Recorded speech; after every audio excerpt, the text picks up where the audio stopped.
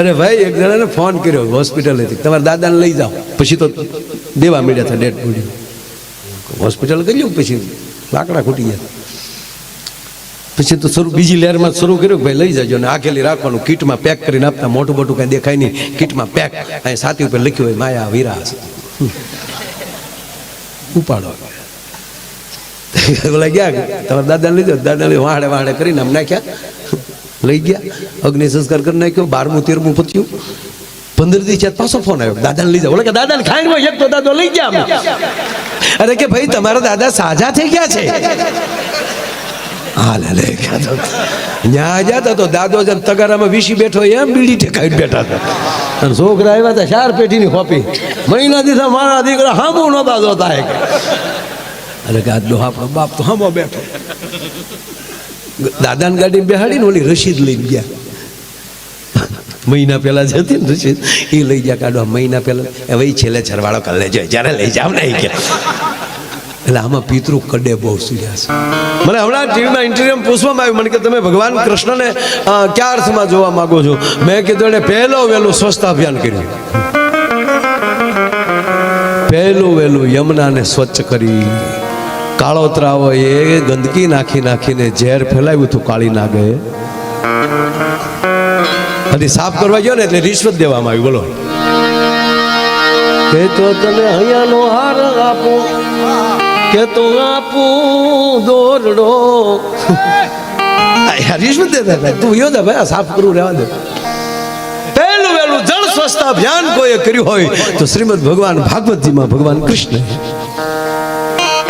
ભગવાન રામે શું કર્યું કે શેરવાડે સબરી બેઠી થઈ છે, તો એને વારો તારો ન કર્યો, એને મળવા ગયા છે. ત્યાં મળવા ગયા.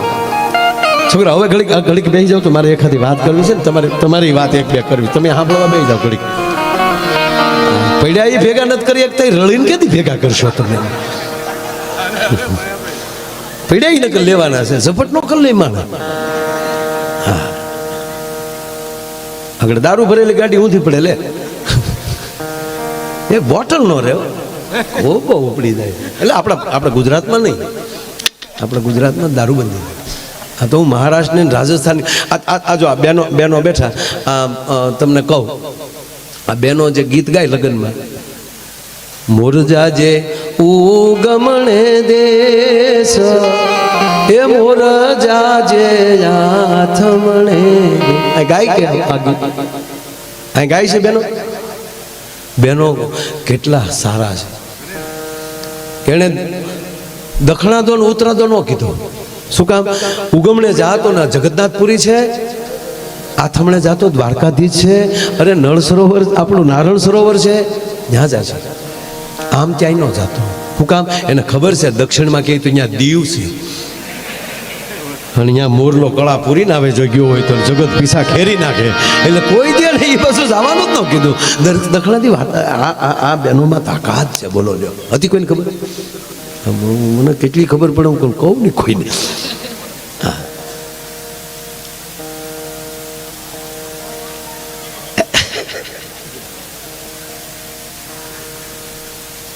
મૂળ વાત એ છે સાહેબ કે જીવનમાં આવા કાર્યો કરવાનો જ્યારે અવસર મળી જાય, વાત આ છે. જે મૂળ વાત કરતો હતો ત્યાં થોડીક વાર આવું, ફલભાઈ વાત મને બહુ ગમે. લક્ષ્મણજી ભગવાન રામ અને માં જાનકી વનમાં છે, ભરત મિલાપનું એક નાનું, આ તો 1 કલાકનું છે, પણ મારે અડધી મિનિટમાં કહેવું હોય તો એટલું કહી શકું. લક્ષ્મણજીને કોઈ સમાચાર આપ્યા કે ભરત છે એ સતરંગી ફોજ લઈને આવે, અયોધ્યાની સેના લઈને આવે છે. અને લક્ષ્મણજી આવે છે ભગવાન રામ પાસે. જો અધૂરું વાક્ય છે.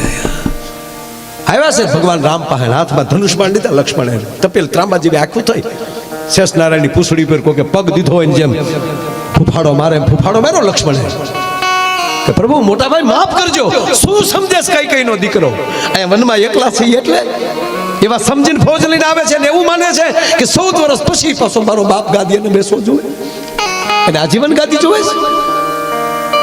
પ્રભુ તમારા ચરણના સોગંદુ એક જીવતા નહીં જવા દો. આ લક્ષ્મણ બોલ્યા છે.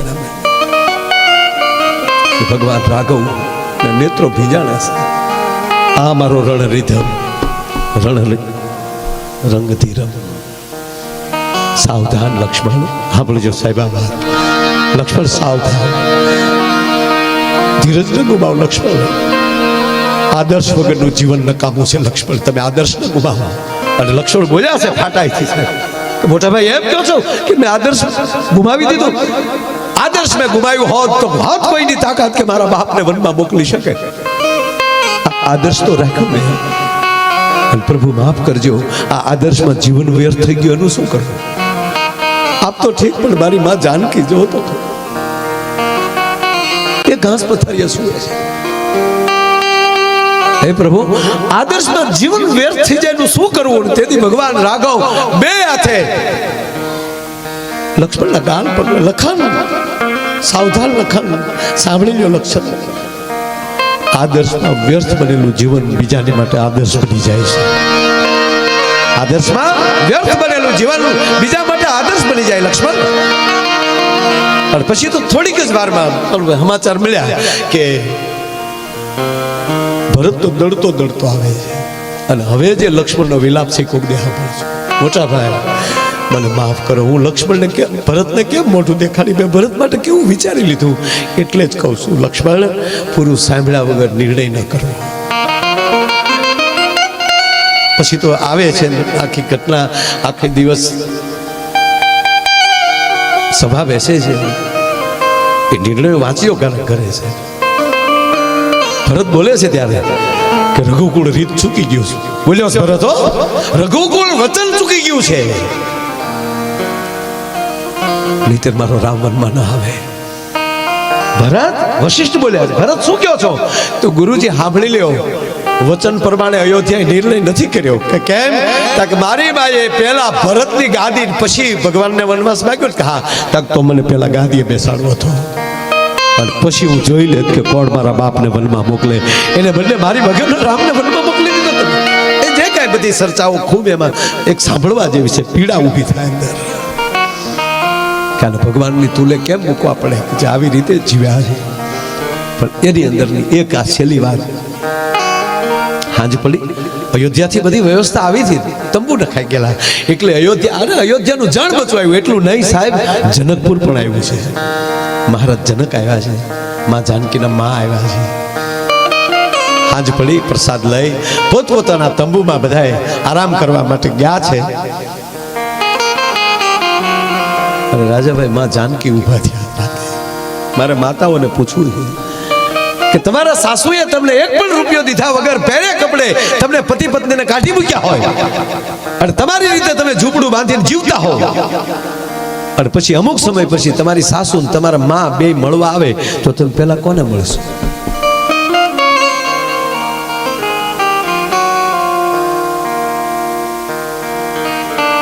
માં જાનકી ઊભા થયા.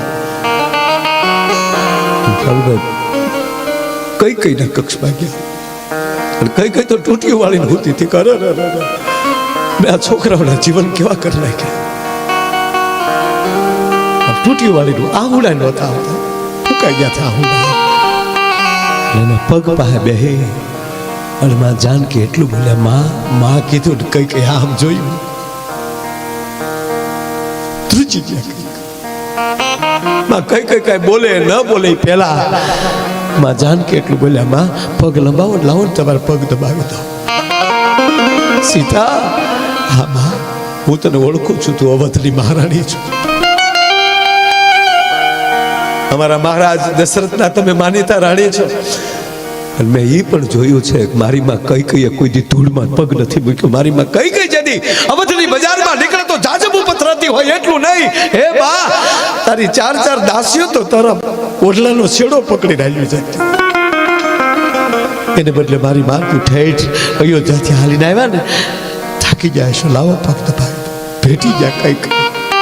જાનકી, હે જનક નંદની,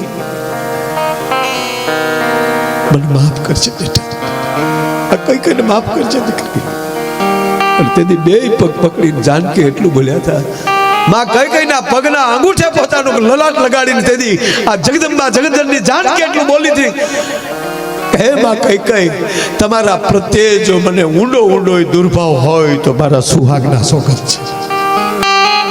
આ તો ધન ઘડી ધન ભાગ વાઘ આપણા, આ બધી લીલા મારા પ્રભુ રામની છે. અને માં આપણે સદભાગી છીએ કે પ્રભુની લીલાના પાત્રો બન્યા છે. સાહેબ આવા પરિવાર હોય ને એની લાખો વર્ષ પછી પાછી પ્રતિષ્ઠા થાય છે. કહેવાય કે બાપ આ ભગવાન તમે સાંભળજો, શ્રીમંત શબ્દ જાજા લાગે છે. અને આપણે તો શું કરીએ, કોઈ વળી કે અમેરિકાના લોર્ડ ટાઉને અહીંયા લખ્યું. હવે અમેરિકું તુલસીદાસ બાપુ કરતા નાનું છે, જેનું 450 વર્ષ પહેલા સંશોધન થયું, એનું ગોતવામાં આવ્યું છે. હું એને વિરોધ નથી કરતો સાહેબ. અને ત્યારે 1250 વર્ષ પહેલા દેશ પાસે નાલંદા નામની વિદ્યાપીઠો હતી. અને મને આનંદ રાજાભાઈ એ છે કે દુનિયાનો માણા, વિશ્વનો બીજો માણા પથ્થર હૃદયનો મળ્યો છે થાવા, પાણા જેવો મળ્યો છે થાવા, ત્યારે મારો ભારત દેશ જ એક એવો છે કે પથ્થરમાં પ્રાણ પૂરવાની તાકાત ધરાવે છે અને એને પ્રતિષ્ઠિત કરીને મંદિર બનાવે છે. પથ્થરમાં પ્રાણ કોઈ પૂરી શકતો આ દેશનો આચાર્ય. અરે વેદ સાથે જોડાયેલો આ દેશ. જાગો જાલી વેદ હારે સાહેબ. જાગ્યા ભેગમ કરાગ્રે વસ્તે લક્ષ્મી કરમૂલ્ય સરસ્વતી કર્મજ્ય ગોવિંદમ પ્રભાતે કર દર્શનમ. પગ મૂકવા જાવ પથારી હેઠે, સમુદ્ર વસને દેવી પર્વત સન્માન લે વિષ્ણુ પત્ની નમસ્તુભ્યમ પાદર્શમર્શ્વમે. અરે જમવા બેહો અહમ વૈશ્વાનરો ભૂત્વા પ્રાણીના દેહમાં સ્વિતમ પ્રાણ પ્લાતન જાય. આ વેદ સાથે, આ ભજન સાથે જોડાયેલું. આ ડિસ્કાનો દેશ નથી, નૃત્યનો દેશ છે. અને એ નૃત્ય એવું કે મારા રાઘવને ગમે એવું, મારા કૃષ્ણને ગમે એવો રાસ. આ રાસ અને રચિતાનો દેશ છે. કોક એવી કવિ રચિતા કરી નાખે અને એ રચના સાંભળી અને પગમાં ઘૂઘરું બાંધીને મીરા નાચી જાય. અને એ મીરા બાબુ જ્યાં ભક્તિ હશે ને ત્યાં તાકાત હશે. જ્યાં લખો ત્યાં લખેલું. આ તમારા કુટુંબમાં ભક્તિ છે ને એટલે તાકાત છે. બાકી તમને સાંભળી લો કે માતાજીનો ગોખલો ન હોય ઘરમાં,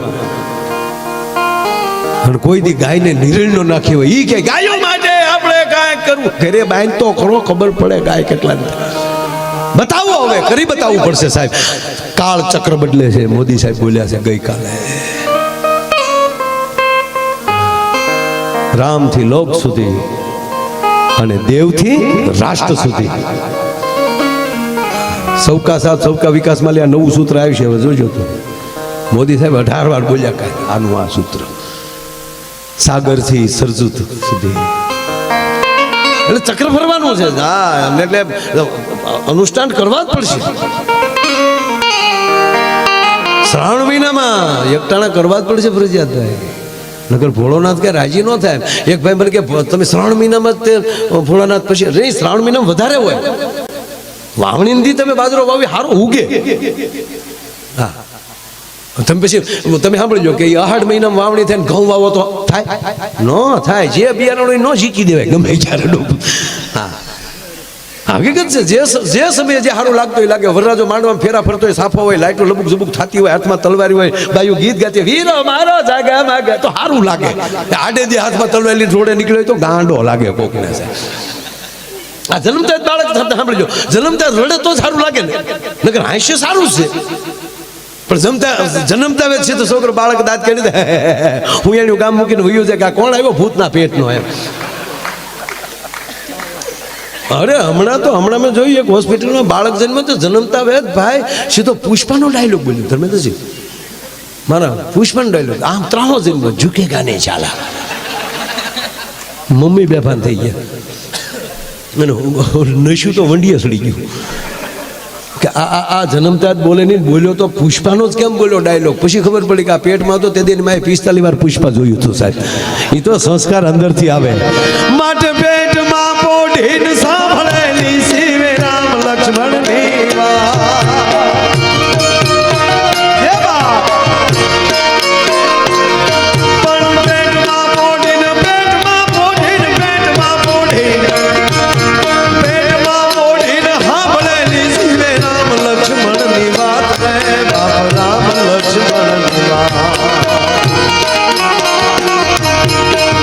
બાલુડાના મુખ સે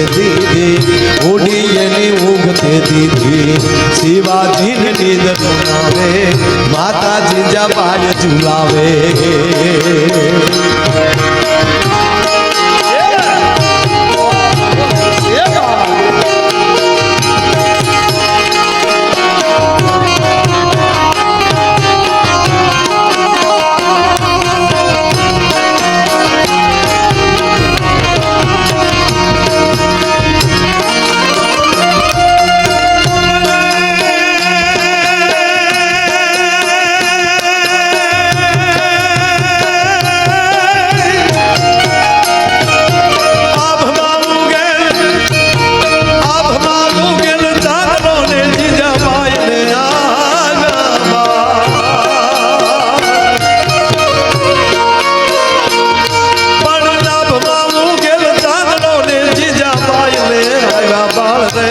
જપાય ને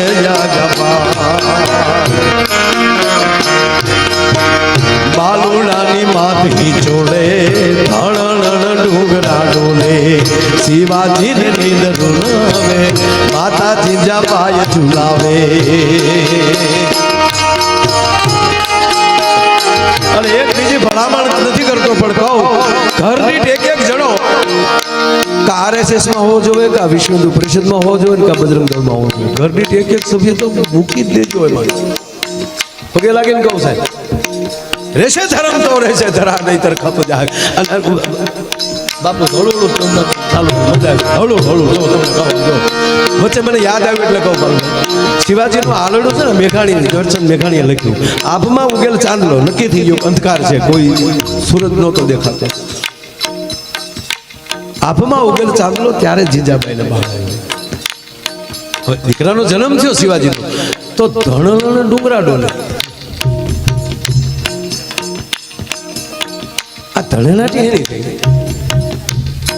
બહુ સમજવા જેવી વાત છે અને ડુંગરા ડોલ્યા ધ્રુજ્યા નથી ડોલવું ધ્રુજવું એમાં ફેર છે ધ્રુજવું ભય છે ડોલવું આનંદ છે આ ડુંગરા ડોલ્યા અને પાછા ધણેલાટી સાથે ડોલ્યા હવે ત્રીજી વાત કે જે ડુંગર એને જ કહેવાય જે ડુંગર ઉપર માં બેઠી નકે તો ધારું ઢોરા કહેવાય પાવાગઢનો ડુંગર ચોટીલાનો ડુંગર ગરવો ગિરનાર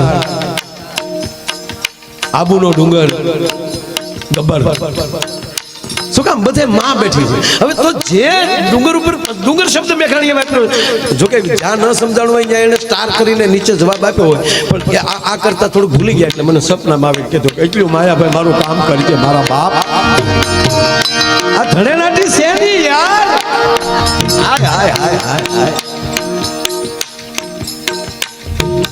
આ કેસેટમાં નથી હો તમે આ મને ગાડી નથી બોલ્યો કારક જ આવું નીકળે છે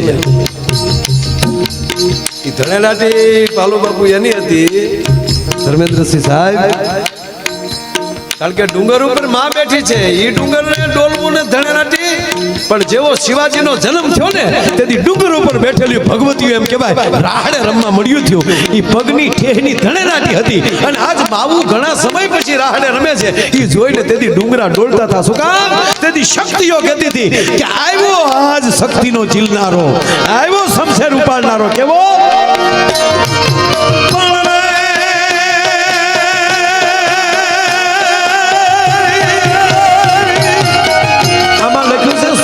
મારા દીકરા પણ મેઘાણી બાપુને કહી બાપુ થોડોક ફેરફાર કરવો છે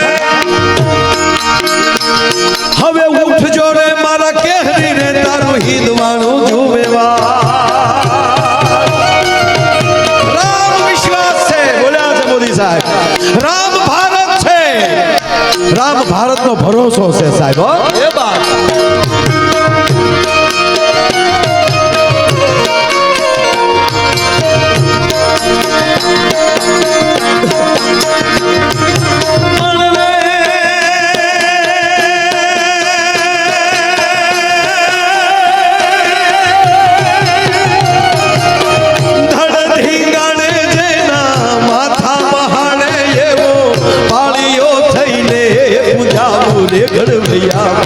ઠાકોરજી નથી થાવું ઘડવૈયા મારે ઠાકોરજી નથી થાવું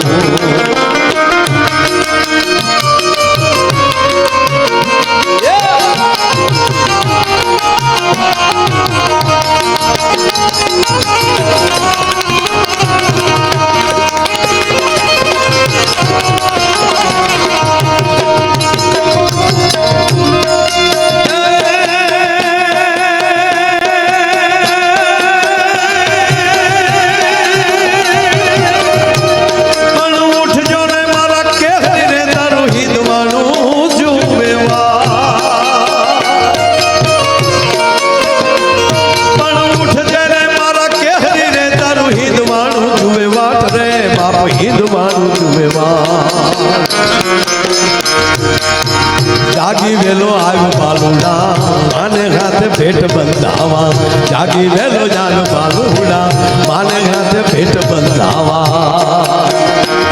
આજ પૂછું હવે તને પાળ્યા રે બાપ દેન મને રે જવા કવિતા પણ પૂછું હવે તને પાળ્યા રે તું તો દેન મને જવાબ દે બાપ દેન મને જવાબ પાધરમાં કેમ ખોડાના સિંદૂરથી કેમ રંગાણા પાધરમાં કેમ ખોડાના સિંદૂરથી કેમ રંગાણા પાધરમાં કેમ ખોડાના સિંદૂરથી કેમ